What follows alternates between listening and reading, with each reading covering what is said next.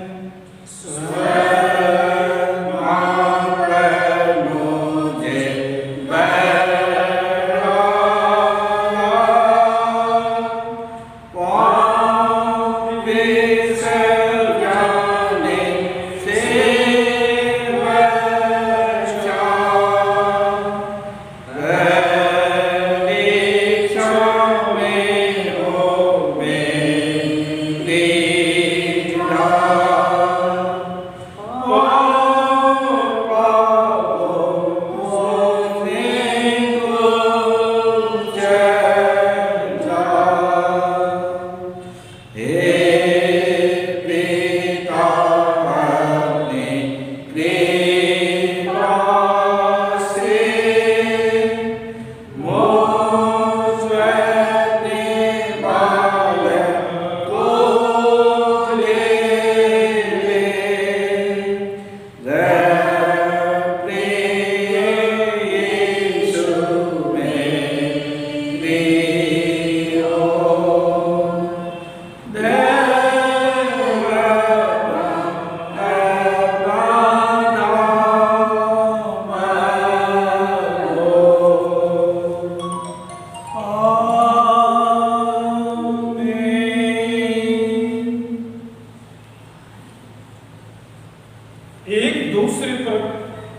कृपालु और करुणामय हो, और जैसे परमेश्वर ने मसीह में तुम्हारे अपराध क्षमा किए, वैसे ही तुम भी एक दूसरे के अपराध क्षमा करो। हमारे प्रभु यीशु क्रिस्त का अनुग्रह, ईश्वर पिता का प्रेम और पवित्र आत्मा की सहभागिता आप सबके साथ रहे और आपके साथ भी। हम शुद्धता की प्रार्थना एक साथ करें। हे सर्वशक्तिमान परमेश्वर, तेरे समस्त हृदय में है, तो सभी अभिलाषाओं को जानता है और उससे कोई विभेद छिपा नहीं है। अपने पवित्र आत्मा की प्रेरणा से हमारे हृदय विचारों को शुद्ध कर, ताकि हम उससे पूर्ण रूप से प्रेम करें और योग्य रीति से तेरे नाम की स्तुति करें। हमारे प्रभु यीशु क्रिस्त के द्वारा, आमीन। स्वर्ग में परमेश्वर के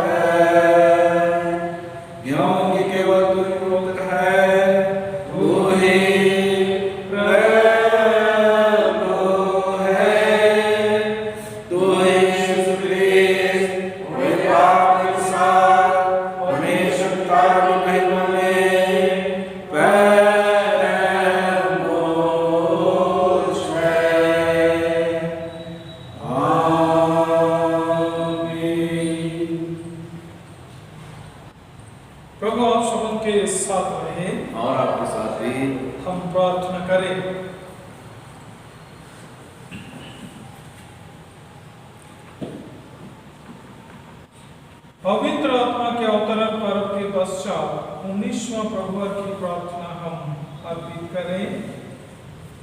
हे अत्यंत अनुग्रहकारी परमेश्वर, तू अति सहनशील और अति उपकारी है। जैसे तूने हम पर दया दिखाई, वैसे ही हम भी दयावंत हों। जैसे तूने हमारे अपराधों को क्षमा किया है, वैसे ही हम भी क्षमावान हों। कहीं ऐसा न हो कि दूसरे पर दया नहीं करने के कारण हम तेरी दया से वंचित हों। हम इसे हमारे मध्यस्थ और पक्षवादी प्रभु यीशु के नाम से मांगते हैं, जो तेरे पवित्र आत्मा के साथ एक परमेश्वर अब और सदा जीता और राज करता है। आमीन। हम इस महामारी के समय के लिए प्रार्थना करें कि प्रभु की सुरक्षा में हम सब रहें। हे सर्वशक्तिमान और दयावान परमेश्वर, तू जो जीवन और मृत्यु का प्रभु है, इस भयानक रोग और काल के समय हम नम्रता से तेरी ओर अपनी आंखें उठाकर प्रार्थना करते हैं। प्रभु परमेश्वर, हमारी विनती ऐसे समय में हमें आत्मिक और मानसिक साहस दे, ताकि हम अंदर से मजबूत हों। प्रभु परमेश्वर, हमारी विनती है, जितने कोई संक्रमित हैं, ऐसे लोगों पर अनुग्रह दृष्टि कर और वे अंदर से मजबूती होकर के तुझ पर विश्वास लाएं। और तेरी बड़ी अनुग्रह से वे आप शारीरिक स्वस्थ लाभ प्राप्त करें। सभी डॉक्टरों नर्सों को ज्ञान बुद्धि प्रवीणता तूने दिया है, उसे विश्वसता के साथ मानव सेवा के लिए उस बुद्धि को इस्तेमाल करें, ताकि तेरी अनुग्रह से सारे लोग चंगाई को प्राप्त करें। प्रभु परमेश्वर, हमारी प्रार्थना है कि सबसे अधिक हम अपने आत्मिक चंगाई के लिए तुझसे निवेदन करें, ताकि प्रभु आत्मिक चंगाई प्राप्त करके हम अनंत जीवन के वारिस हों, हमारे प्रभु यीशु ख्रिस्त के द्वारा। आमीन। ये परम पवित्र परमेश्वर, धन्यवाद करते हैं हर एक परिवार को तूने स्थापित किया है, और तू यह चाहता है कि हर एक परिवार आत्मिक समझ के साथ आगे बढ़े। हमारे विनती सभी ख्रिस्तीय परिवारों को आशीष दे, और विशेषकर हमारे इस मुहर्रम पैरिश के अंतर्गत जितने भी मसीही परिवार हैं, हर एक परिवार के एक एक सदस्य पर तेरे आशीष हो, वो आत्मिक समझ हर कोई प्राप्त करे और मसीह का जन्म के जैसा जीवन जिए। हमारी विनती है प्रभु, उनमें से शैतान के सारे जाल फंदों को दूर कर और उनकी रक्षा के लिए सदा अपने दूतों को पर बैठा, कि उनकी सुरक्षा में हम सुरक्षित रहें, हमारे प्रभु यीशु ख्रिस्त के द्वारा। आमीन। ये परम दयालु परमेश्वर, हम विनती करते हैं सभी छोटे बच्चों और बुजुर्ग माता पिताओं के लिए। प्रभु परमेश्वर, स्वास्थ्य विभाग ने इस उम्र सीमा वालों के लिए चेतावनी दी है। हमारी विनती की माता पिता अपने बच्चों का परवरिश पूरी सावधानी के साथ करें, और हमारे बुजुर्ग माता पिताओं का भी ख्याल सभी परिवार के लोग आत्मीयता के साथ करें, ताकि सभी कोई हम सुरक्षित रहें। प्रभु, हमारी विनती सबसे अधिक तुझ पर भरोसा रखने में हमारी सहायता कर, अपने पुत्र यीशु के रक्त में हम सबों को छिपाए रख के हम सभी सुरक्षित पाए जाएं। प्रभु, जैसा आज के दिन तक तूने हमें संभाला, वैसा ही हम अभी भी तेरी सुरक्षा में समर्पित होते हैं, इस भरोसे के साथ कि हम सभी सुरक्षित रहेंगे, हमारे प्रभु यीशु ख्रिस्त के द्वारा। आमीन। हे सर्वशक्तिमान परमेश्वर, जिनके लिए हमारी प्रार्थना चाही गई है, हमारे इस पैरिश के अंतर्गत इस मंडली में जितने लोग शारीरिक आत्मिक रूप से बीमार हालातों में हैं और जिनके लिए हमने प्रार्थना की है, तूने सुना है, धन्यवाद करते हैं, वरन आशीष भी दिया है, हम धन्यवाद करते हैं। हमारी विनती प्रभु, अभी भी उनको तेरी आशीष की आवश्यकता है, और इसलिए हमारी निवेदन है, हमारी प्रार्थना को तक अपने तक पहुंचने दे, और जैसा उनकी आवश्यकता है आशीष देकर उन्हें चंगाई दे, वे स्वस्थ हों और अपने होठों से तेरा धन्यवाद करें। और धन्यवाद करते हैं प्रभु परमेश्वर, तूने हमारी सुनी है और हम इसका प्रत्युत्तर इससे ही प्राप्त करेंगे, हमारे प्रभु यीशु ख्रिस्त के द्वारा। आमीन। हे सर्वशक्तिमान परमेश्वर पिता, हम धन्यवाद करते हैं, तूने अपने पुत्र को इस संसार में इसलिए भेजा कि जो दूर है जो निकट है दोनों को मेल का प्रचार करे, और तेरे स्वर्गीय राज के गुप्त रहस्यों को उद्घाटित करे। हमारी विनती है, इस बात को हर एक मनुष्य तक, वरन अंतिम व्यक्ति तक पहुंचाने के लिए तूने लोगों को अभिषेक किया है। हमारी विनती है, सुसमाचार प्रचार के काम में लगे सभी अपने दास दासियों पर अनुग्रह दृष्टि कर, ताकि पूरी ईमानदारी के साथ उस वचन को अंतिम व्यक्ति तक पहुंचाएं, कि सारे लोग इस सच्चाई को जानें। हमारी विनती है प्रभु परमेश्वर, सारी रुकावटों को दूर कर, जिससे कि जगत के आरंभ में जिन लोगों को तूने चुन लिया है, वहां तक तेरा वचन पहुंचे, कि लोग तेरी आवाज को सुनकर तेरी ओर फिरे, सच्चाई के मार्ग में चले, अनंत जीवन के मीरास को प्राप्त करें। प्रभु परमेश्वर, धन्यवाद करते हैं, तूने पवित्र आत्मा को देना आरंभ कर दिया है। हमारी विनती है कि हम उसकी आवाज सुनने को सदा सावधान और सचेत और जागृत रहें, हमारे त्राता यीशु ख्रिस्त के द्वारा। आमीन। हम इस समय भजन संहिता और उसके बाद है पहला विश्व पाठ। आज के लिए ठहराया हुआ भजन संख्या 86, 1 से 2, 5 से 6 और 14 और 17। भजन संख्या 86, 1 से 2, 5 से 6, 14 और 17। इससे बारी बारी से पढ़ें।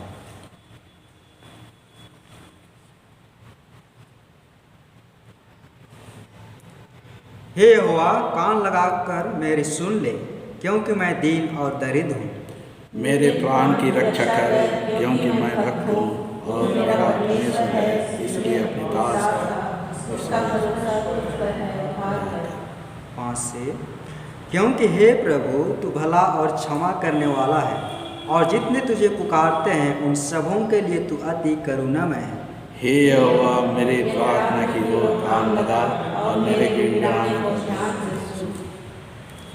हे परमेश्वर, अभिमानी लोग तो मेरे विरुद्ध उठे हैं और बलात्कारियों का समाज मेरे प्राण का खोजी हुआ है, और वे तेरा कुछ विचार नहीं रखते।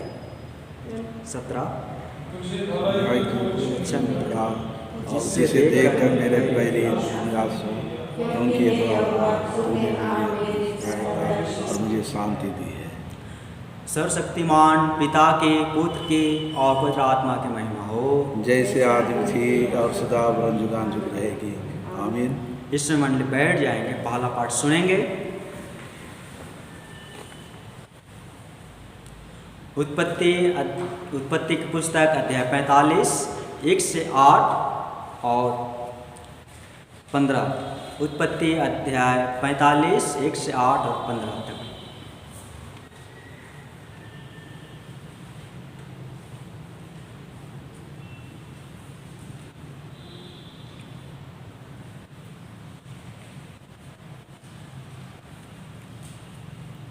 तब यूसुफ उन सब के सामने जो उसके आसपास खड़े थे अपने को और रोक ना सका, और पुकार के कहा, मेरे आसपास के सब लोगों को बाहर कर दो। भाइयों के सामने अपने को प्रकट करने के समय यूसुफ के संग और कोई ना रहा। तब वह चिल्ला चिल्ला कर रोने लगा, और मिस्रियों ने सुना, और फिरौन के घर के लोगों को भी इसका समाचार मिला।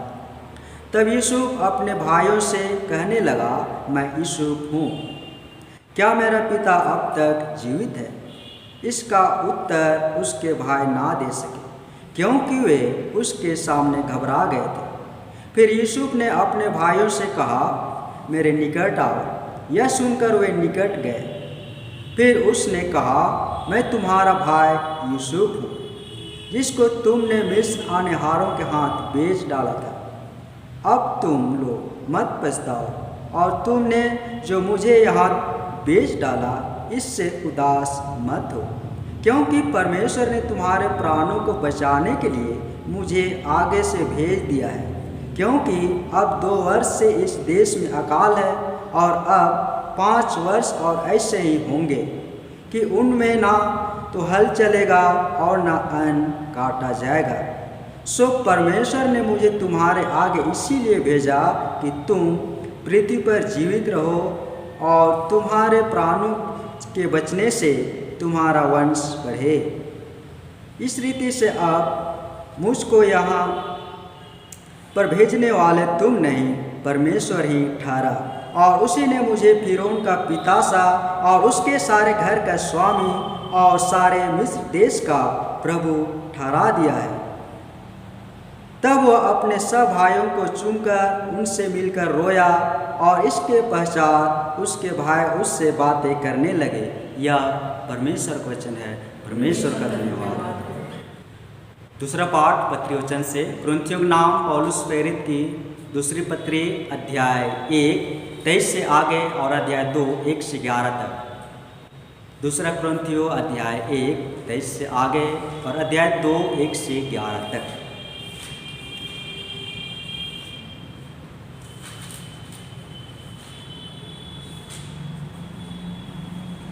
मैं परमेश्वर को गवाह करता हूँ कि मैं अब तक कुरिन्थियों में इसलिए नहीं आया कि मुझे तुम पर तरस आता था। यह नहीं कि हम विश्वास के विषय में तुम पर प्रभुता जताना चाहते हैं, परंतु तुम्हारे आनंद में सहायक हैं, क्योंकि तुम विश्वास ही से स्थिर रहते हो। मैंने अपने मन में यही ठान लिया था कि फिर तुम्हारे पास उदास होकर ना आऊं, क्योंकि यदि मैं तुम्हें उदास करूं तो मुझे आनंद देने वाला कौन होगा? केवल वही जिसको मैंने उदास किया।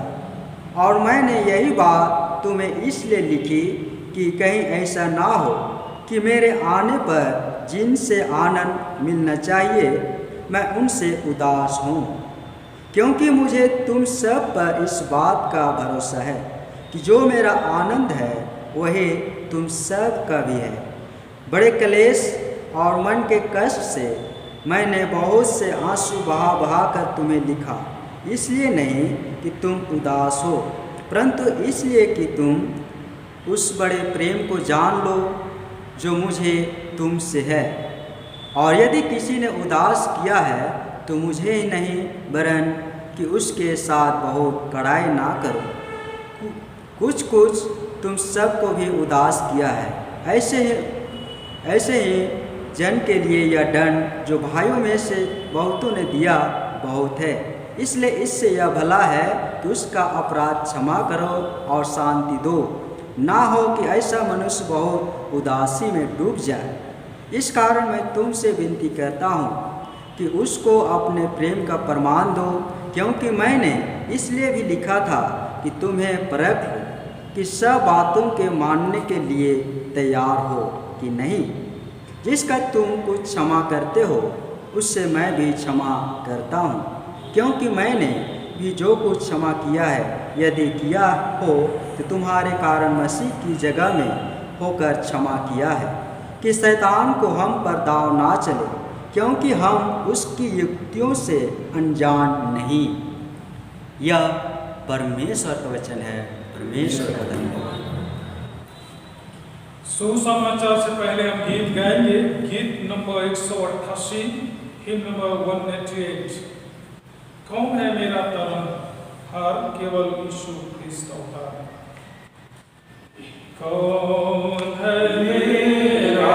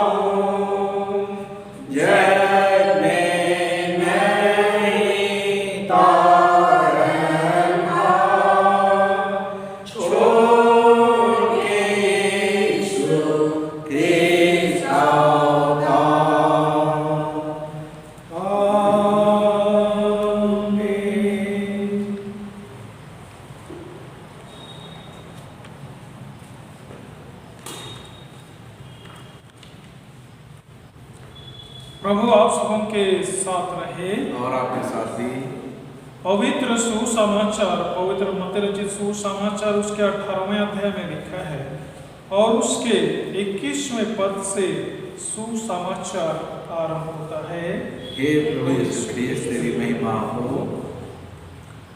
मत्ती रचित सुसमाचार 18 अध्याय 21 पद से आगे।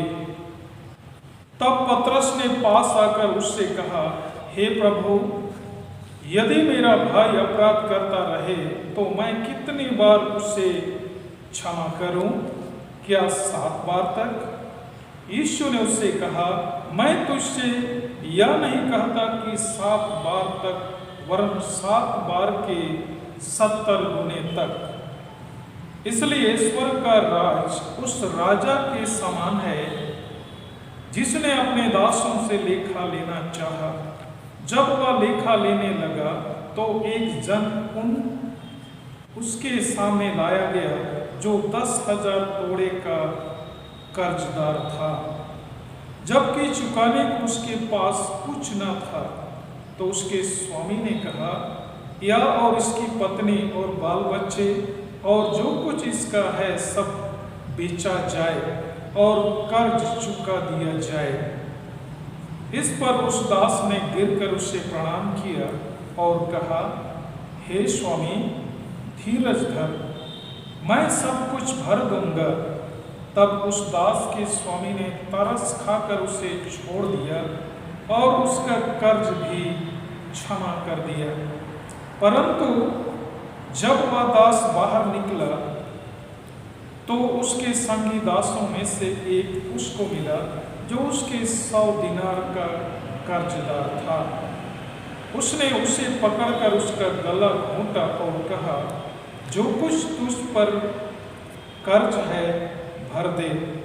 इस पर उसका संगी दास गिरकर उससे विनती करने लगा, धीरज धर, मैं सब भर दूंगा। उसने ना माना, परंतु जाकर उससे बंदीगृह में डाल दिया कि जब तक कर्ज भर ना दे तब तक वहीं रहे। उसके संगी दास यह जो हुआ था देखकर बहुत उदास हुए और जाकर अपने स्वामी को पूरा हाल बता दिया। तब उसके स्वामी ने उसको बुलाकर उससे कहा, हे दुष्ट दास, तूने जो मुझसे विनती की तो मैंने तेरा वह पूरा कर्ज क्षमा कर दिया। इसलिए जैसे मैंने तुझ पर दया की, वैसे ही क्या तुझे भी अपने संगी दास पर दया करना नहीं चाहिए था? और उसके स्वामी ने क्रोध में आकर उसे दंड देने वालों के हाथ में सौंप दिया कि जब तक वह सब कर्ज भर ना दे तब तक उनके हाथ में रहे। इसी प्रकार यदि तुम में से हर एक अपने भाई को मन से क्षमा न करेगा तो मेरा पिता जो स्वर्ग में है तुमसे भी वैसा ही करेगा। यह ख्रिस्त का सुसमाचार है। हे प्रभु यीशु ख्रिस्त तेरी स्तुति हो। प्रार्थना करें। सर्वशक्तिमान परमेश्वर, तेरे वचन के लिए धन्यवाद करते हैं और हमारी विनती इस समय जब हम तेरे वचन पर मनन चिंतन करने की इच्छा रखते हैं, हमारे मनों को पवित्र कर ताकि हम तेरे वचन पर ध्यान करें। प्रभु, हमारे आत्मिक आँखें, आत्मिक कान तो ही खोल दे और सबसे बढ़कर हमारे हृदय को पवित्र कर ताकि उस शुद्ध और पवित्र हृदय में तेरे वचन को हम ग्रहण करें। प्रभु परमेश्वर, हमारी विनती है वचन के प्रकाशन से हमें विभूषित कर और इस जीवन काल में हम तेरे योग्य बने, हमारे प्रभु यीशु ख्रिस्त के द्वारा, आमीन। परमेश्वर के जीवित वचन में मैं आप सबों का स्वागत कर रहा हूं। आज हमारे लिए जो विषय है उस पर हम मनन चिंतन करें। परमेश्वर वचनों के द्वारा से हमें अपने पुत्र यीशु मसीह के द्वारा बनाता जाता है और इसलिए यह जरूरी है कि परमेश्वर के वचन पर हम ध्यान करते हुए आगे बढ़ें। कितनी सुंदर बात है कि हमारे लिए विषय दिया गया है ताकि हम उस खास विषय पर अपना ध्यान केंद्रित कर सकें। आज का जो हमारा विषय है, जो दूसरों को क्षमा नहीं करते हैं उनको भी क्षमा नहीं किया जाएगा। जो दूसरों को क्षमा नहीं करते हैं उनको भी क्षमा नहीं किया जाएगा। कितना डरावना यह विषय है और सावधानी का विषय है कि हम सबों से परमेश्वर की अपेक्षा है कि जिस तरह उसने हमारे अपराधों को क्षमा किया, हम भी वैसा ही करें। मत्ती रचित सुसमाचार उसके 7वें अध्याय और उसके 12वें वचन में बहुत ही सुंदर सा वचन है, मैं उसको पढ़ना चाहूंगा। इस कारण जो कुछ तुम चाहते हो कि मनुष्य तुम्हारे साथ करें, तुम भी उनके साथ वैसा ही करो, क्योंकि व्यवस्था और भविष्यवक्ताओं की शिक्षा यही है। हर एक मनुष्य चाहता है कि मैं अगर किसी के विरुद्ध में गलत काम करता हूं, कर देता हूं, तो चाहता है कि वह मुझे क्षमा करे। परमेश्वर का वचन हमें सिखाता है कि हम जब दूसरों से अपेक्षा करते हैं कि मेरी गलती को दूसरा व्यक्ति मुझे माफ करे, तो उससे पहले जरूरी है कि हम भी, वह व्यक्ति जब हमने हमें चोट पहुंचाया है तो हम परमेश्वर के वचन को स्मरण करते हुए उससे पहले कि हम अपेक्षा करें, हम उसे क्षमा करें। यह कितने सुंदर बात है कि परमेश्वर हमें सिखाना चाहते हैं। यहाँ पर शर्त जैसी बातें हम लोग देख रहे हैं, लेकिन शर्त यह नहीं है कि हम दूसरों को क्षमा करेंगे तब हमारी क्षमा होगी, लेकिन बात यह महत्वपूर्ण यह है कि हम क्षमा करना सीखें, क्योंकि प्रभु ने हमें क्षमा करना सिखाया है और परमेश्वर ने मुझे और आपको क्षमा दिया है। आपने यह स्लोगन अवश्य पढ़ा होगा, रक्तदान जीवन दान होता है। जी हाँ, रक्तदान जीवन दान होता है। यह स्लोगन रक्त शिविर और अस्पतालों के पास बड़े बड़े होर्डिंग में लिखा हुआ मिलता है, बड़े बड़े अक्षरों में, बड़े बड़े पोस्टरों में लगा करके ऐसा, ताकि लोग उस पर ध्यान केंद्रित करें। लेकिन परमेश्वर का वचन उससे भी बढ़कर हमें सिखा रहे हैं। वह कहते हैं कि निश्चय ही रक्तदान जीवन दान है, चूंकि रक्त में जीवन है और रक्त जब हमारे जीवन में संचारित होगा तो हमारा जीवन जीवित रहेगा। जब हमारे शरीर में ब्लड की कमी हो जाती है तो हमारा शरीर अपने में ही कमजोर होता जाता है और उसके साथ दूसरी बीमारियां हमारे शरीर में अटैक करती हैं और हम पस्त हो जाते हैं। लेकिन जब हमारे शरीर में भरपूरी से रक्त रहेगा तो हमारा शरीर उस रोग को सामना करने का ताकत रखता है। परंतु इससे भी बड़ा दान है क्षमा दान। बाइबल हमें इस बात को सिखाता है, क्षमा दान सबसे बड़ा दान है। और इसलिए हम सबों को इस पर बहुत गौर करना चाहिए कि क्यों परमेश्वर के वचन में क्षमा दान को सबसे बड़ा दान कहा गया है। आइए हम आज इसी विषय पर सीखने का प्रयास करें। सब कोई हम सब नहीं जानते हैं, लेकिन परमेश्वर के वचन से हम इसको सीखेंगे। रक्तदान से मनुष्य का शारीरिक जीवन बचता है। रक्तदान जब मिल जाता है तो मनुष्य का शारीरिक जीवन बचता है। क्षमा दान से शारीरिक, मानसिक और आत्मिक रूप से जीवन सुरक्षित होता है। तीनों तरफ से क्षमा दान के माध्यम से मनुष्य सुरक्षित हो जाता है। क्षमा करना सबसे कठिन काम है। दुनिया में सबसे बड़ा कठिन काम है तो क्षमा करना। यह सबसे बड़ा कठिन काम है, क्योंकि जो व्यक्ति हमें चोटिल करता है, जिसके द्वारा हमें चोट पहुंचता है, उसको क्षमा करना हमारे वश की बात नहीं होती। और जब कोई व्यक्ति हमें चोट पहुंचाता है, हम चोट महसूस करते हैं, तो हमारा रक्त खौलने लगता है और हमारे माथे पर जोर आता है और उसके द्वारा से हम क्षमा करने की प्रवृत्ति से दूर हो जाते हैं और उस व्यक्ति का हानि करने को उतावला हो जाते हैं। ये है हमारा स्वभाव। लेकिन अगर हम उसको क्षमा करेंगे तो उसके द्वारा से हम नम्र हो जाएंगे, अंदर से हमको शांति मिलेगी और प्रभु के लेखे में भी हम स्वीकार योग्य होंगे। आज के विषय में एक बड़ा शर्त है, क्षमा उसी को मिलेगा जो दूसरों को क्षमा करता है। दूसरे शब्दों में, क्षमा पाने के लिए क्षमा करना जरूरी है। परमेश्वर के वचन में इस समय हम लोग जो सुसमाचार सुन रहे थे उसमें हम लोग स्पष्ट ही पा रहे थे। मत्ती रचित सुसमाचार उसका 18 अध्याय उसके 35 पद में कि यदि हम क्षमा करेंगे तो हमें क्षमा मिलेगा। ये शर्त जैसी बातें हम लोग को मिल रही है। और यह क्यों ऐसा है, हम आज के विषय से दो बातों को सीखेंगे। पहला, क्षमा क्यों जरूरी है, और दूसरा, परमेश्वर ने शर्त क्यों रखा है। यह शर्त नहीं है लेकिन शर्त के बराबर है, और इसलिए हम इन्हीं दो बातों पर आज मंथन करेंगे।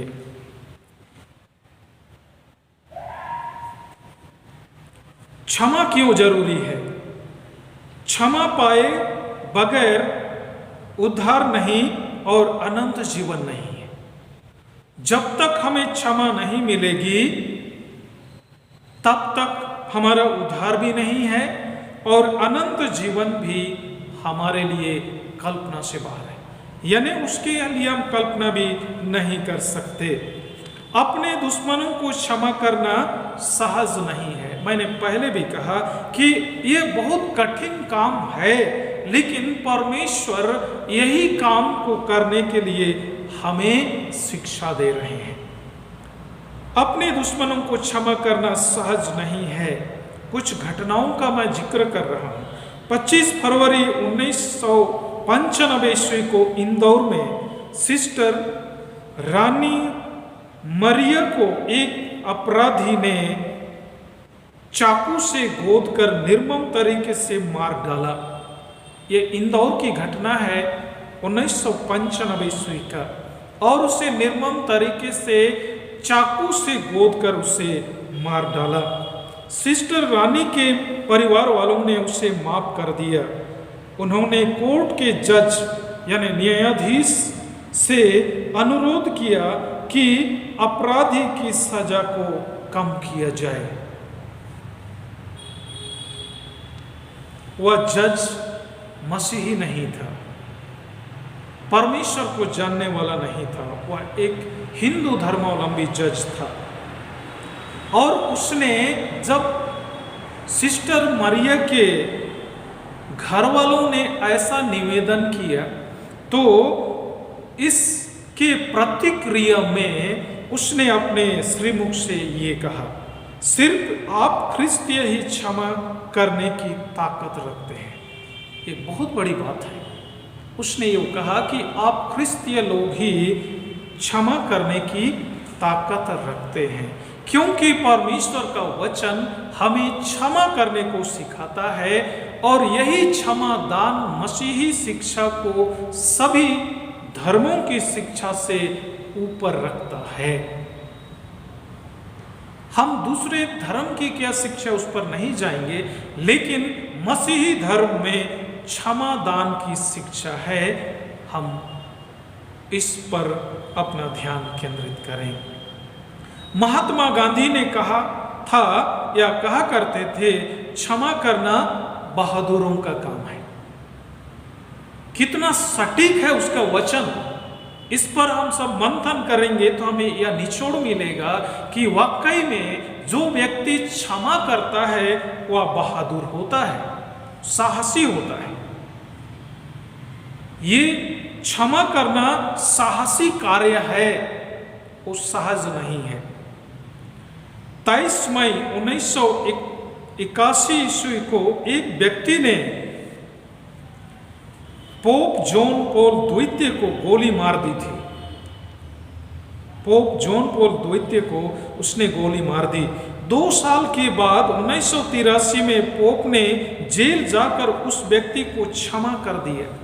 वह जेल हो गया और वहां जाकर के उसे क्षमा कर दिया। ग्लेडिस स्टेन्स ने अपने पति और बेटों के हत्यारे दारा सिंह को माफ कर दिया। ये 1999 की घटना है।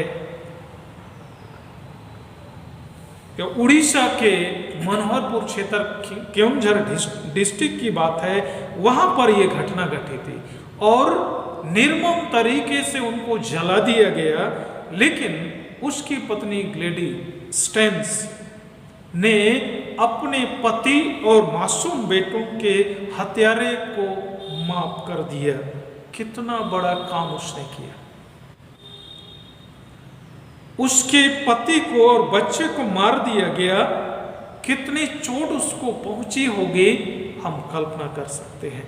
लेकिन कितना बड़ा मिसाल उसने प्रस्तुत किया और इससे हम जान सकते हैं कि प्रभु की शिक्षा से वह कितना महरूम था। प्रभु यीशु ख्रिस्त में मेरे प्रियो, लेकिन कई बार जब हमें चोट पहुंचाता है कोई, तो हमारा मन कैसा हो जाता है। क्षमा करने को हम कतई तैयार नहीं होते हैं, बल्कि हम गुस्से से भर जाते हैं, क्रोध से हम तिलमिला जाते हैं। ये हमारी स्थिति है। ये तो कोई दूसरे व्यक्ति हैं, हम अपनों को भी क्षमा नहीं करते हैं।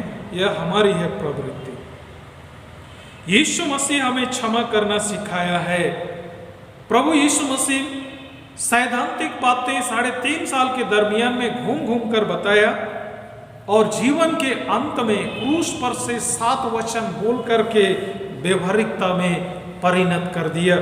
पहले ही वचन में क्षमा करने की अपनी उस शिक्षा को मुहर देते हुए उसने कहा था, हे पिता इन्हें क्षमा कर। आज हम कहां पर हैं? आज हम कहां खड़े हैं? प्रभु यीशु मसीह ने कोई अपराध नहीं किया था। अपराध तो हमने किया था। क्षमा हमें परमेश्वर से मांगना चाहिए था, लेकिन हमने क्षमा नहीं मांगा। लेकिन भी परमेश्वर की अनुग्रह हमारे साथ हुई कि उसने अपने बेटे के द्वारा से हमें क्षमा किया है। इसलिए मेरे प्रियो, जरूरी है कि हम परमेश्वर को सम्मान करें और उसके वचन का सम्मान करते हुए हम अपने अपराधियों को क्षमा करें, क्योंकि क्षमा पाए बगैर हम उद्धार नहीं पा सकेंगे और परमेश्वर के राज्य में हमारा कोई भी स्थान नहीं होगा। यशायाह नबी की पुस्तक उसका 53 अध्याय और उसके 6वें और 5वें पद में लिखा है, वह हमारे कारण घायल किया गया, हमारे खातिर ही उस पर कोड़े पड़े और उसके कोड़े खाने से हम सभी चंगे हुए। यानी उसके द्वारा से हमें वह क्षमादान मिलता है यदि हम उस पर चलेंगे तो। पाप की मजदूरी मृत्यु है। रोमियो के नाम पत्र उसका 6वां अध्याय उसके 23 के पहले खंड में यह मिलता है, पाप की मजदूरी मृत्यु है। यह मृत्यु क्या है? आत्मिक मृत्यु, परमेश्वर से अलगाव। जब आदम और हवा ने परमेश्वर की आज्ञा के विरुद्ध चला तो उसने आदम की वाटिका से उन्हें निकाल दिया। वे मर नहीं गए, शारीरिक रूप से वे मरे नहीं थे, लेकिन शारीरिक मृत्यु भी उसी के साथ आया। और सबसे बड़ी बात कि वे परमेश्वर से हमेशा के लिए अलग हो गए। ये आत्मिक मृत्यु है, परमेश्वर से उनका अलगाव हो गया। ये पाप के कारण आत्मिक मृत्यु आई। उसी मृत्यु से बचने के लिए क्षमा जरूरी है। उसी आत्मिक मृत्यु, आत्मा परमेश्वर से अलगाव के लिए क्षमा जरूरी है। क्षमा ही आत्मिक चंगाई है। क्षमा ही आत्मिक चंगाई है।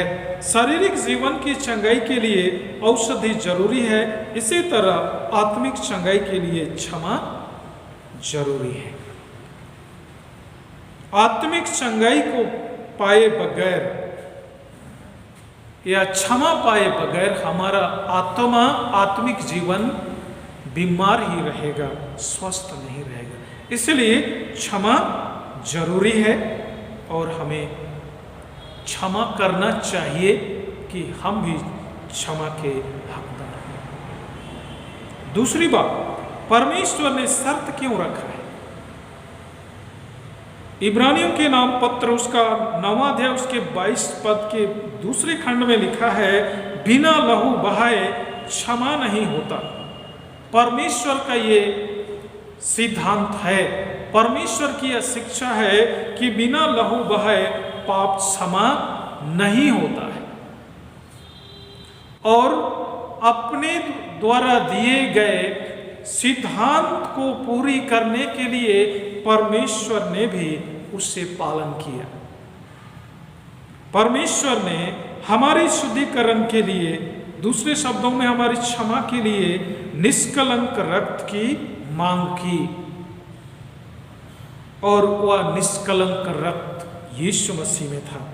हमारे शुद्धिकरण के लिए और पापों की क्षमा के लिए यीशु को रक्त बहाना पड़ा, उससे मरना पड़ा। मेरे प्रियो, इसी बात को हम जाने, इसलिए परमेश्वर ने हमें यह शिक्षा दिया है कि जैसा तुम्हारा अपराध क्षमा किया गया वैसा ही तुम एक दूसरे को क्षमा करो, और जब दूसरों को क्षमा करोगे तभी तुम्हारी क्षमा की जाएगी। ऐसा वचन इसलिए यीशु मसीह ने हमें दिया ताकि हमें क्षमा दिया गया है, उसके लिए यीशु मसीह कितना बड़ा कीमत चुकाया, कितना भारी मूल्य चुकाया, हम उसको समझ सकें। अगर यदि ऐसा नहीं है तो हम उसके बलिदान को कुछ भी नहीं समझेंगे, हमें कुछ समझ में नहीं आएगा। और इसीलिए इस सच्चाई को बताने के लिए और उसके मूल्य को समझने के लिए परमेश्वर ने, यीशु मसीह ने हमें यह शिक्षा दिया है। हमारे पापों को क्षमा करने के लिए यीशु को भारी कीमत चुकाना पड़ा। कितना भारी कीमत चुकाना पड़ा, आज यदि हम उस पर मंथन करें। कोई हमें चोट पहुंचाता है, उससे कहीं बढ़कर यीशु ने हमारे अपराधों के लिए कीमत चुकाया है, मार खाया है। हमारा मन केवल चोटिल हुआ, लेकिन उसके शरीर तो कोड़े से छलनी हो गए थे। उस पर थूका गया, निर्मम तरीके से उस पर मार पड़ी। यह सब कुछ हमारे लिए किया। अगर आज हम इस बात को समझेंगे तो हमारा मन क्षमा से भर जाए। कभी भी हम ये ना सोचे कि वह व्यक्ति ने मुझे चोट पहुंचाया, लेकिन इसी के साथ हमें यह सोचना है कि हम दूसरे को क्षमा ना करके दूसरे को कितना चोट पहुंचा रहा है। हम यह सोच करके कभी भी सुकून महसूस ना करें कि मैं सच्चाई पे हूं। सच्चाई तो यह है कि हम भी पापी हैं जितना कि अगला भी है, और इसीलिए यह जरूरी है कि हम क्षमा करें। किसी को जान से मार देना, हत्या कर देना आज बाएं हाथ का खेल बन गया है। सहज से कोई गलत किया, उसे उसका काम तमाम करो, उसे रास्ते से हटा दो। माँ बाप भी कई बार ऐसे बोलते हैं, मेरी बेटी मर गई, मेरा बेटा मर गया। ऐसा ये क्रोध के कारण ऐसा होता है, लेकिन परमेश्वर का वचन हमें सिखाता है कि हम ऐसा कभी भी ना करें, क्योंकि जीवन देने वाला परमेश्वर है और हम पर, हमारे ऊपर कोई उसका अधिकार नहीं है कि हम उसका कुछ भी कर दें। हम लोग पहला वचन में सुन रहे थे, पहला पाठ में उत्पत्ति नामक पुस्तक उसका 45 अध्याय में हम लोग सुन रहे थे, कितने बहुत ही सुंदर बातें हम लोग सुन रहे थे। जोसेफ के साथ उसके बड़े भाइयों ने कैसा व्यवहार किया, उसे बेच डाला, मिस्र का प्रधानमंत्री बन गया। 13 वर्षों तक वह जेल की सलाखों में भी जिंदगी बिताया था। उसके भाइयों ने उसके साथ वैसा किया था इसके कारण से, लेकिन परमेश्वर ने उससे कभी भी नहीं छोड़ा और जोसेफ ने भी परमेश्वर को नहीं छोड़ा। और एक समय ऐसा आया, परमेश्वर ने समय को लेके लाया और तब वहां का प्रधानमंत्री बन गया। कनान देश में अकाल पड़ गया, खाने के लिए भोजन लेने को उसके भाई वहां पर आए। उसके भाइयों ने उसे नहीं पहचाना, लेकिन जोसेफ ने अपने भाइयों को पहचान लिया और उसको बहुत ही नाटकीय तरीके से अपने भाइयों को बुलाया दूसरी बार, और उस समय अपने को प्रकट किया। मेरे प्रियो, कितना बड़ा मिसाल जोसेफ ने किया। आज हम कहाँ हैं? आज हमारा स्वभाव कहाँ है? हम तो बोलते हैं कि मैं मसीह का हूं, लेकिन क्या हम में मसीहियत है? जोसेफ ने इतना बड़ा मिसाल कायम कर दिया, अपने भाइयों को बुलाया और बताया कि मैं यूसुफ हूं जिसे तुमने बेच डाला था, लेकिन अब मत पछताओ। वह तो अपने भाइयों के लिए प्रेम से रोया, लेकिन हम गुस्से से उथल पुथल हो जाते हैं और अपने आप को प्रकट कर दिया। और बाद में उनके परवरिश का भी पूरा भार उठाया। यह है परमेश्वर का प्रेम, यह है क्षमा। और क्षमा करने के द्वारा से शारीरिक, मानसिक और आत्मिक चंगाई मिलती है। वह तीनों तरफ से मनुष्य सुरक्षित रहता है। अगर जोसेफ क्षमा नहीं करता, उन लोगों को हत्या कर देता, तो उसके सारे भाई समाप्त हो जाते। ये क्षमा दान इसीलिए सबसे बड़ा दान है। उनका जीवन भी बच गया, आत्मिक जीवन, शारीरिक जीवन, सब कुछ बच गया, सुरक्षित हो गया। यह है परमेश्वर का वचन। गैर जगत तो दूर, मसीह लोग भी इस बात को भूल गए हैं कि हमारे पापों को या हमारे पापों के खातिर यीशु को श्रापित क्रूस में बलिदान होना पड़ा था। इसीलिए मेरे प्रियो, हम सबों को क्षमा करना चाहिए कि मेरे अपराधों के लिए भी यीशु मसीह क्रूस पर, घृणित क्रूस पर, श्रापित क्रूस पर बलिदान हुआ, ताकि मैं जैसा क्षमा प्राप्त किया हूं वैसा ही मैं भी दूसरों को क्षमा करूं। क्रूस पर से यही उसने सिखाया। श्रापित दंड पाते हुए हम अपने अपराधियों को क्षमा करने को कतई तैयार नहीं होते हैं। मैं आपसे पूछना चाहता हूं, क्या आप क्षमा के हकदार होंगे? क्या हम सभी क्षमा के हकदार होंगे?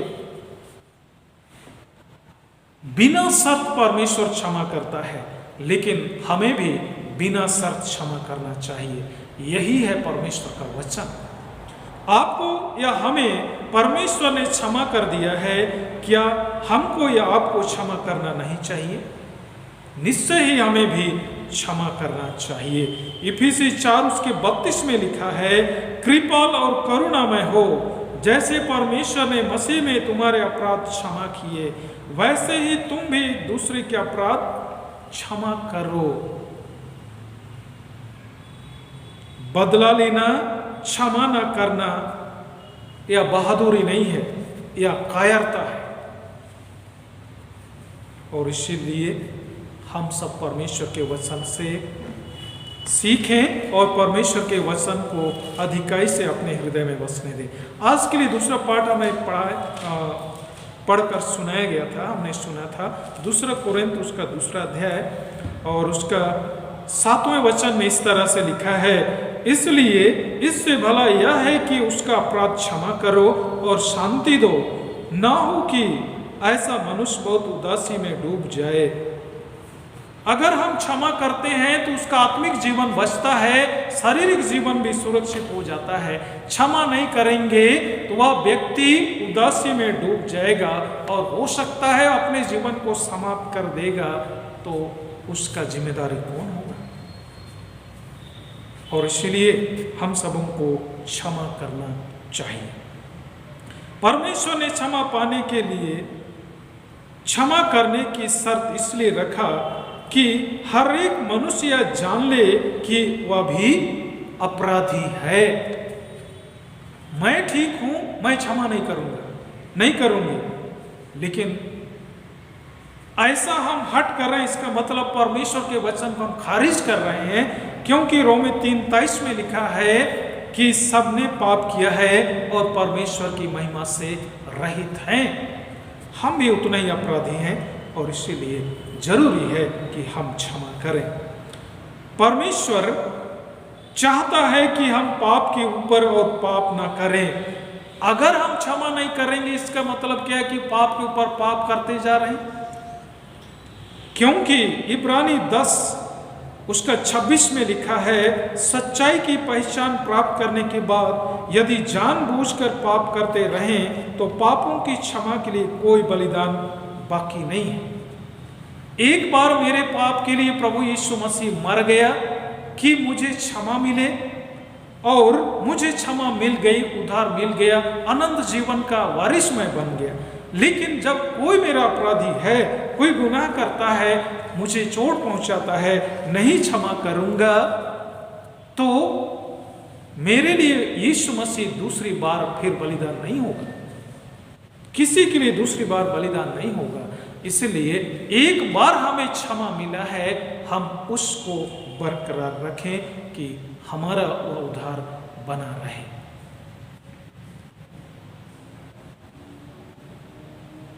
गिनती नामक पुस्तक उसका 15 अध्याय 30 से 31 पद में इस तरह से लिखा है।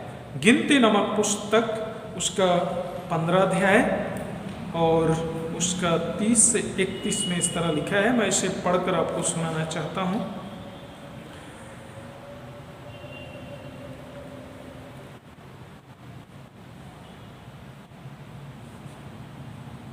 गिनती 15 उसका 30-31। परंतु क्या देशी क्या परदेशी जो प्राणी ढिठाई से कुछ करे वह यहोवा का अनादर करने वाला ठहरेगा। परमेश्वर के वचन में क्षमा करने की शिक्षा दी गई है, और अगर हम क्षमा नहीं करेंगे तो यह परमेश्वर के सामने हम परमेश्वर का अनादर करेंगे, करने वाला हम ठहरेंगे, और वह प्राणी अपने लोगों में से नष्ट किया जाए। जो परमेश्वर के वचन का अनादर करता है वह उसके लोगों के सामने से नष्ट किया जाए, या न्याय को दिखाता है। वह जो यहोवा का वचन तुच्छ जानता है और उसकी आज्ञा का टालने वाला है, इसलिए वह प्राणी निश्चय नष्ट किया जाए, उसका अधर्म उसी के सिर पड़ेगा। और उसका अधर्म, चूंकि उसने क्षमा नहीं किया, उसका अधर्म या उसका वह हठ धर्मिता उसके ऊपर ही रहेगा। चूंकि दयावंत नहीं बना, इसलिए उस पर भी दया नहीं की जाएगी। पहाड़ी उपदेश में यीशु मसीह ने कहा, दया करो ताकि तुम पर भी दया की जाए। प्रभु यीशु ख्रिस्त में मेरे प्रियो, क्षमा करने के विषय जानना अच्छी बात है, किंतु क्षमा करना उससे भी अच्छी बात है। क्षमा करना क्या है, इसको सैद्धांतिक रूप में जानना बहुत ही अच्छा बात है। क्षमा करना मतलब उसके अपराध को याद ना करना, आदि आदि, ये सब चीज तो है, लेकिन प्रैक्टिकल यह है उसको क्षमा कर देना, यह अच्छी बात है। सिद्धांत को हम जानेंगे तो परमेश्वर शाबाशी देगा, ऐसा बात नहीं है। लोग शाबाशी देगा कि क्षमा के बारे में ऐसा जानता है फलाना व्यक्ति, लेकिन परमेश्वर उससे शाबाशी देता है जो क्षमा करता है। प्रभु के लेखे में क्षमा करना महत्वपूर्ण है, ना कि क्षमा के विषय जानना। प्रभु के सामने, उसके नजरों में क्षमा के विषय में जानने से ज्यादा महत्वपूर्ण है क्षमा करना। आज के वचन से हमने जो कुछ सीखा, मैं उसको सारांश के रूप में कह रहा हूं।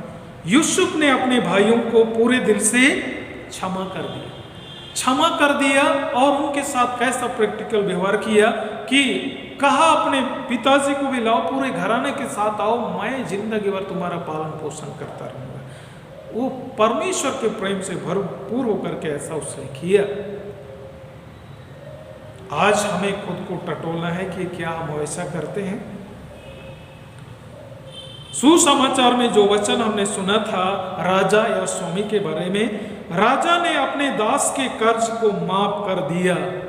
कितना अधिक वह कर्जा धरता था, निवेदन किया, पहले तो दंड सुनाया था, लेकिन उसने निवेदन किया और निवेदन को सुन करके तरस खाया और उस पर रहम किया और उसे बिल्कुल माफ कर दिया।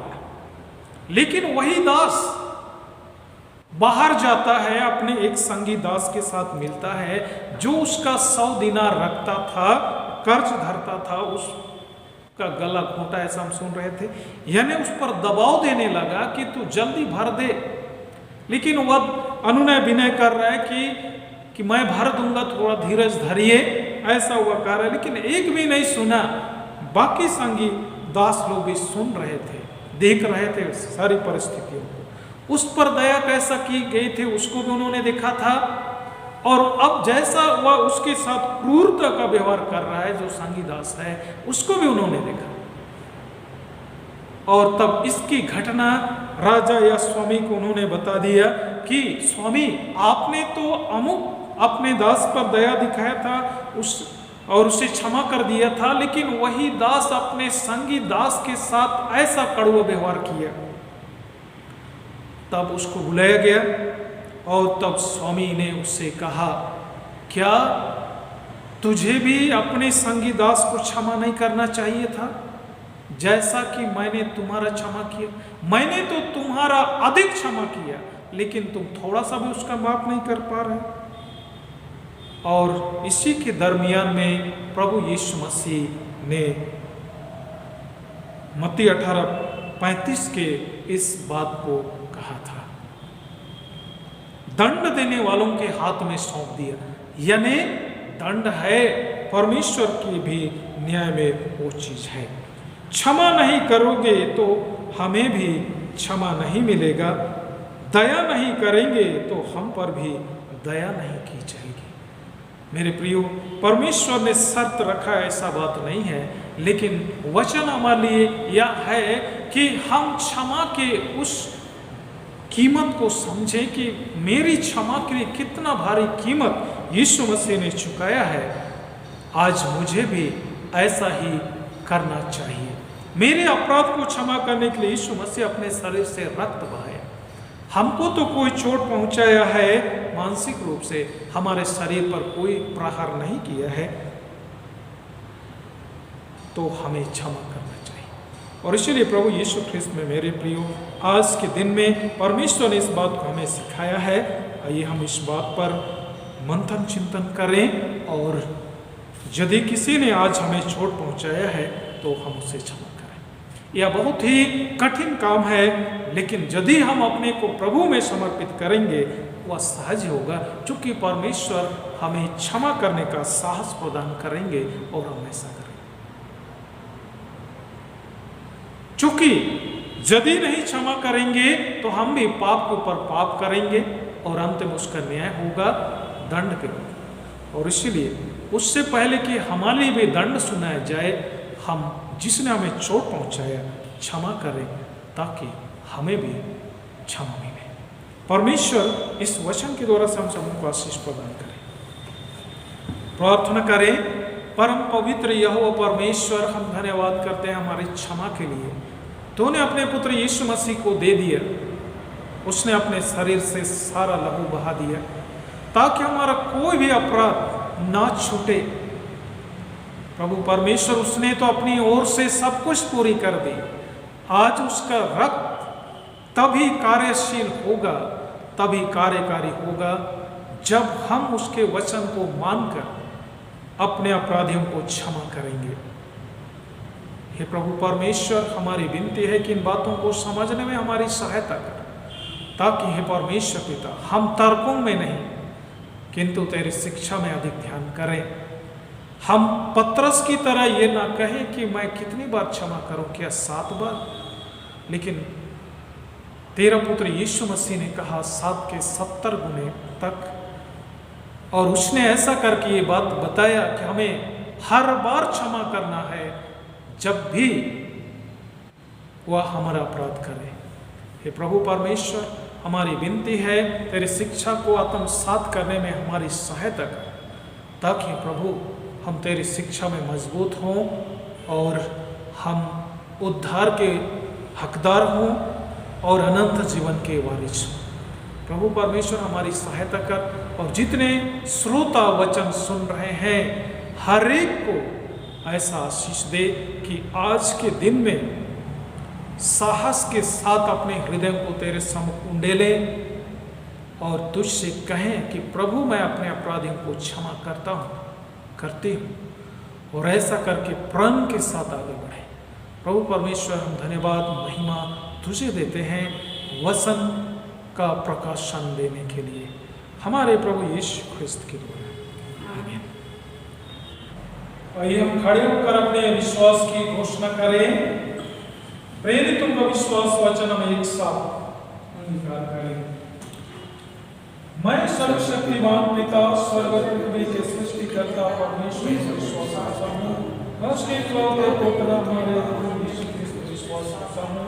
वह पवित्र आत्मा के सामर्थ्य से गर्भ आया और उसने पौंतियुस पिलातुस के शासन में गया मरा उगाड़ा और मृतकों के लोक उतरा तीसरे दिन जी उठा और चला गया पिता की दया और जीवितों और मृतकों का न्याय करने को फिराएगा। मैं पवित्र आत्मा पर पवित्र शासन की कलीसिया पापों की क्षमा दे के अनंत जीवन पर विश्वास करता हूँ।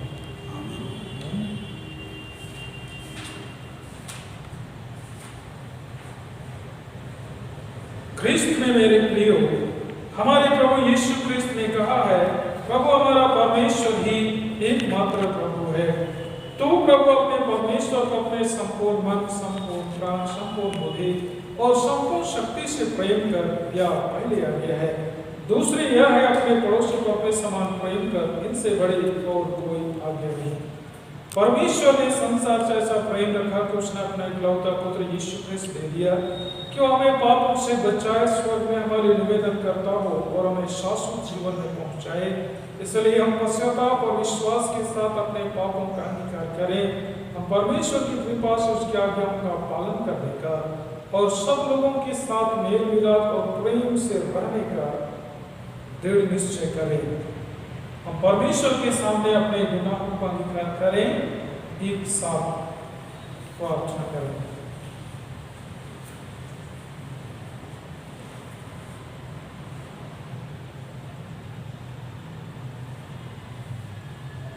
हे सर्वशक्तिमान परमेश्वर हमारे स्वर्गीय पिता हमने मन वचन और कर्म से तेरे विरुद्ध और विरुद्ध पाप किया है।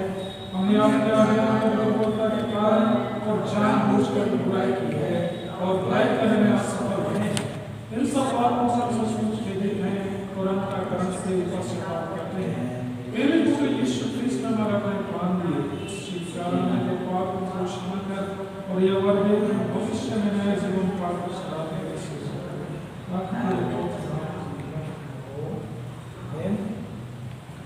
सर्वशक्तिमान परमेश्वर उन सबको क्षमा करता है जो एक दूसरे को क्षमा करते हैं और सच्चा पश्चाताप करते हैं। वो आप सब पर दया करे, आपके सब पापों को क्षमा करे, उनसे आपको छुटकारा दे, सब भले कामों में आपको स्थिर और सबल करे और शाश्वत जीवन में बनाए रखे। आमीन। परमेश्वर का धन्यवाद हो। हम शांति अभिवादन के लिए खड़े हो जाएंगे। हम सब मिलकर ख्रिस्त की देह हैं। हम सब ने एक आत्मा द्वारा एक देह में बपतिस्मा लिया है। हम ऐसे कार्यों में संलग्न रहें जिनसे शांति मिलती और एक दूसरे का निर्माण होता है। प्रभु की शांति सदा आप सबों के साथ रहे और आपके साथ भी। प्रभु की शांति आपके साथ रहे।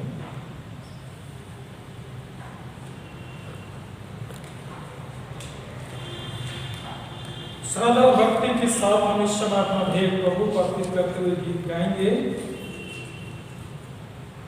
गीत नंबर 133, हिम नंबर 133, पापों के बोझ से बच जाओ। पापों के बोझ से क्या बच जाओ तो यीशु में गो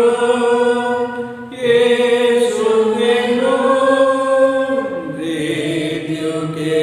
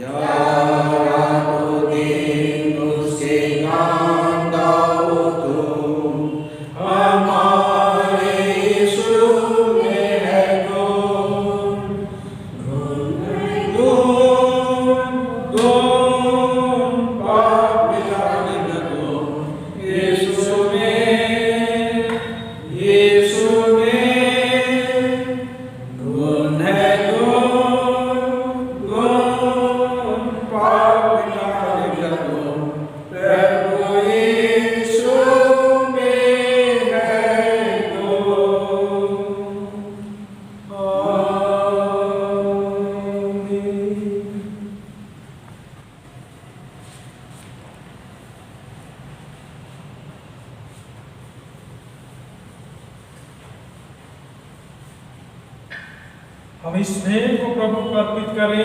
हे सर्वशक्तिमान परमेश्वर, हम धन्यवाद करते हैं हमारे जिंदगी को सुरक्षित रखने के लिए और जीवित रखने के लिए सभी भौतिक आशीषें तू हमें प्रदान करता है, और उसी में से इस समय हम यह भेंट तुझे अर्पण कर रहे हैं। प्रभु इसे स्वीकार कर कलीसिया के काम में आने के लिए पवित्र कर।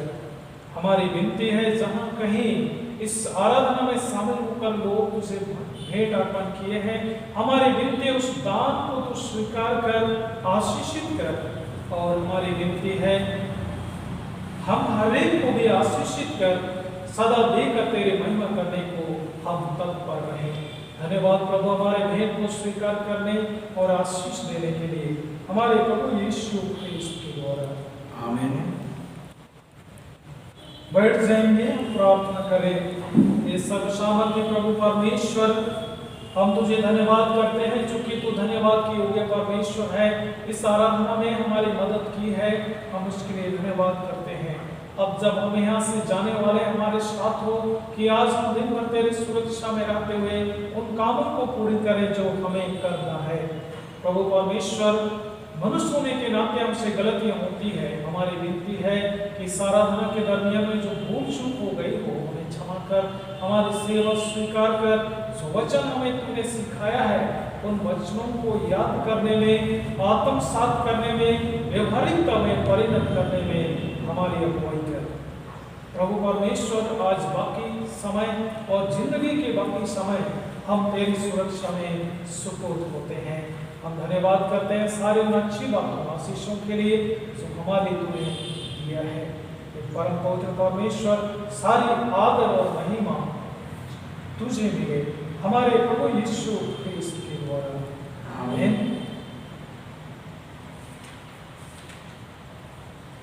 परमेश्वर की शांति जो सारी समझ से सर्वथा परे है, परमेश्वर उसके पुत्र हमारे प्रभु यीशु ख्रीस्त के ज्ञान और प्रेम में आप सबों के हृदय और विचारों को सुरक्षित रखे और सर्वशक्तिमान परमेश्वर पिता, पुत्र पवित्र आत्मा की आशीष आप पर हो और सदा सर्वदा आप सबके साथ बनी रहे।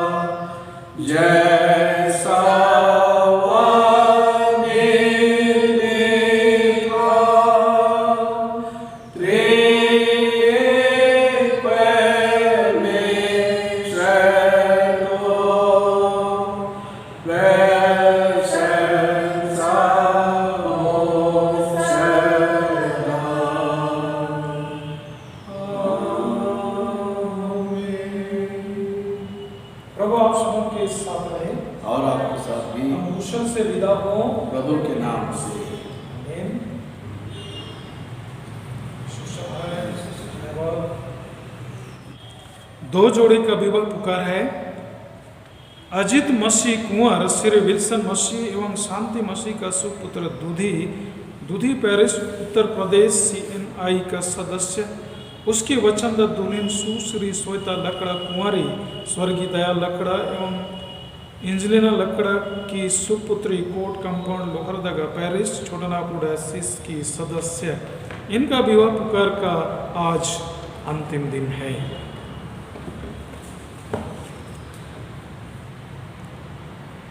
अजय कंडुलना स्वर्गीय सलन कंडुलना का सुपुत्र बलंकिल वर्तमान Kathara IBN colony Kathara Gomia Bokaro steel city Paris का सदस्य। उसकी वचनदत्त दुल्हन सुश्री पूनम तिर्की श्री पीयूष तिर्की की सुपुत्री तोडार सरनाटोली जूरिया लोहरदगा रोमन कैथोलिक कलीसिया की सदस्य और उसकी इस वर्तमान समय में वह उत्तर भारत छोटानागपुर डायसिस की कलीसिया की सदस्यता उसने स्वीकार की है। इनका विवाह पुकार का आज प्रथम दिन है। आप में से यदि कोई ये विवाह में ना जोड़े जाएं, ऐसा उचित कारण जानते हों तो विवाह से पहले इसकी लिखित सूचना दें और अन्यथा हमेशा के लिए चुप रहना भला है। आइए हम इस जोड़े के लिए प्रार्थना करें। हे प्रभु परमेश्वर, हम तुझे धन्यवाद करते हैं चूँकि विवाह को तूने स्थापित किया है और आज भी इस पवित्र विवाह में लोग जुड़ रहे हैं। हमारे विनते जितने कोई उस पवित्र बंधन में जुड़ने के लिए तैयारी कर रहे हैं, सभी अपने दास दासियों पर अनुग्रह कर उन्हें आत्मिक समझ प्रदान कर ताकि पूरे समर्पण के साथ उस पवित्र बंधन में जुड़ें और वैवाहिक जीवन की पूरी आशीष प्राप्त करें। उनकी तैयारियों पर भी तेरी आशीष हो। हमारे प्रभु यीशु ख्रिस्त के द्वारा